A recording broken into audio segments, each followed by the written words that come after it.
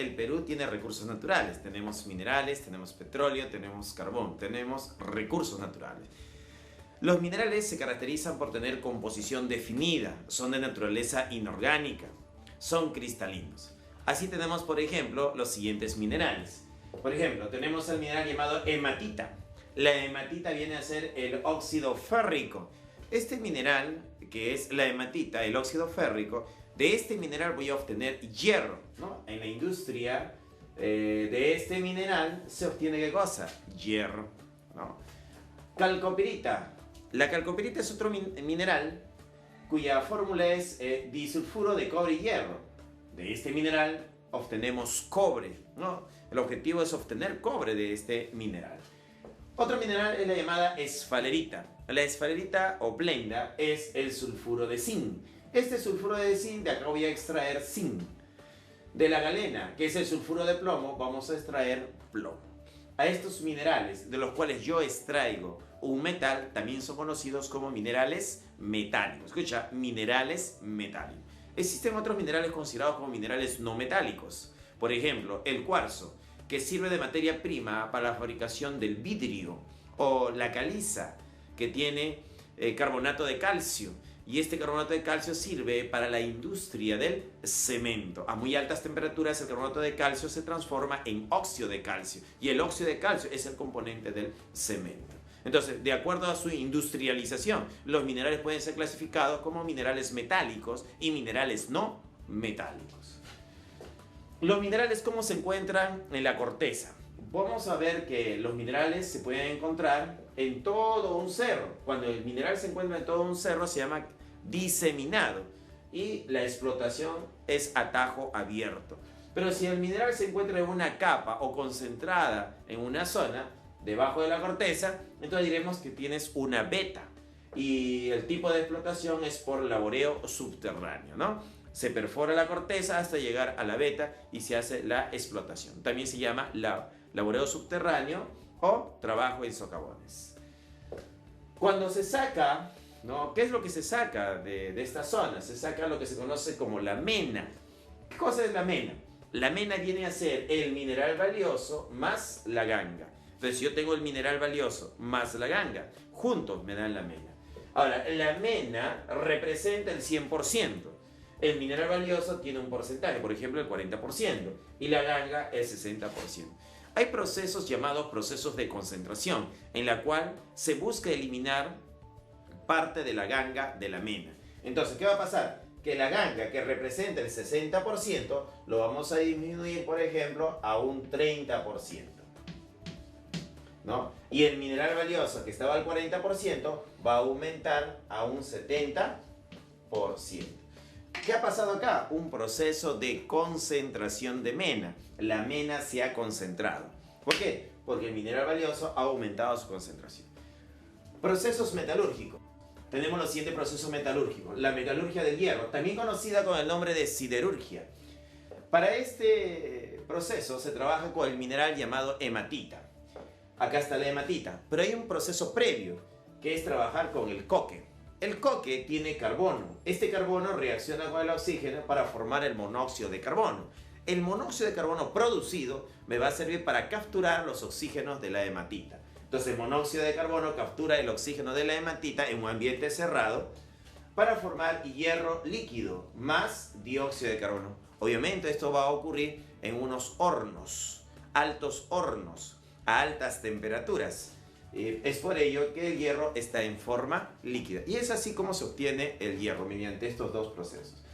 De acá podemos rescatar que el carbono pasa de 2 a 4. El carbono se está oxidando. Y si el carbono se oxida, este compuesto viene a ser nuestro agente reductor. Entonces el monóxido de carbono representa al agente reductor. El hierro ha pasado de 3 a 0. Entonces el metal se ha obtenido por reducción. Segundo proceso, metalurgia del cobre, ¿no? Esta segunda forma, veamos acá, la metalurgia del cobre. En la metalurgia del cobre, ¿cómo obtenemos cobre? Lo obtenemos de este mineral. ¿Cómo se llamaba este mineral? ¿Te acuerdas? La calcopirita. La calcopirita se hace reaccionar con el oxígeno para formar óxido ferroso, sulfuro cúprico y dióxido de azufre. A este proceso se le conoce como tostación. Entonces, cuando un mineral tiene azufre, lo que se recomienda es un proceso de tostación. Entonces, el mineral reacciona con el oxígeno para formar óxido ferroso, sulfuro cúprico y dióxido de azufre. Como él es un gas, se puede separar. Ahora, hay un proceso o una etapa de la formación de la llamada escoria. Tenemos aquí la caliza, que es el carbonato de calcio, con el cuarzo, que es el óxido de silicio, que va a formar un silicato de calcio. Este silicato de calcio es nuestra escoria, más dióxido de carbono. ¿Por qué es importante formar esta escoria? Es importante porque el silicato de calcio es un sólido vidrioso capaz de capturar al óxido ferroso. Lo va a absorber, lo va a comenzar a capturar, lo absorbe. Y de esa forma separo el óxido ferroso del sulfuro cúprico. Por un efecto térmico, el sulfuro cúprico se transforma en sulfuro cuproso. Y una vez que ya está como sulfuro cuproso, una aireación, una oxigenación, permite que el azufre reaccione con el oxígeno para formar dióxido de azufre y obtener de esa forma cobre líquido. Este cobre que se obtiene es un cobre impuro. Con él se fabrican electrodos de cobre impuro y se lleva posteriormente a un proceso conocido como refinación electrolítica. En este proceso se obtiene cobre de alta pureza, al 99,99% de pureza. Tercera metalurgia, la metalurgia del zinc. El mineral con el cual vamos a trabajar acá es la esfalerita oblenda. Un primer proceso es la llamada tostación. Entonces acá tenemos nuestro mineral, la esfalerita oblenda. En la tostación hacemos que el azufre reaccione con el oxígeno para formar dióxido de azufre más óxido de zinc. Un segundo proceso es la llamada lixiviación. ¿Qué cosa es lixiviar? Lixiviar es extraer de la fase sólida a la fase acuosa. Para lixiviar vamos a utilizar al ácido sulfúrico. Él es mi extractor. Va a pasar el zinc de lo que está en forma sólida a la forma acuosa como sulfato de zinc, más agua líquida. Como yo lo tengo como sulfato de zinc, ya lo puedo llevar a un proceso de refinación electrolítica o electrólisis, donde voy a obtener zinc de alta pureza, zinc al 99,99% de pureza. Ahora pasamos a la metalurgia del oro. En la metalurgia del oro podemos trabajar con cianuro de potasio. El cianuro es muy selectivo, va a capturar, va a complejar al oro. Entonces, a esta etapa, como se usa cianuro de potasio, se llama la etapa o proceso de cianuración. El oro reacciona con el cianuro de potasio, más agua, más oxígeno, para formar este complejo de oro. Este complejo es acuoso. ¿Qué ha pasado con el oro? De lo que estaba en forma sólida, lo hemos pasado a su forma acuosa. Ah, profesor, ha cambiado de un estado sólido a un estado acuoso. Claro. A eso se llama lixiviación también. Entonces, esta cianuración también podemos decir que es un proceso de lixiviación. Más 4 hidróxido de potasio. En una segunda etapa tenemos el proceso de reducción. Claro, el oro yo lo quiero como sólido, no en forma acuosa. Entonces hay que sacarlo de este complejo, para lo cual se agrega polvo de zinc. Cuando tú agregas polvo de zinc a estos complejos de oro, el zinc ocupa el lugar del oro, hace una reacción de desplazamiento. Entonces el zinc ocupa el lugar del oro y el oro que acá está con +1 pasa a oro 0. Se reduce el oro. Es un proceso de reducción, donde el oro que está con +1 en el complejo pasa a oro 0. Y el zinc que está en 0 pasa a zinc +2 dentro del complejo.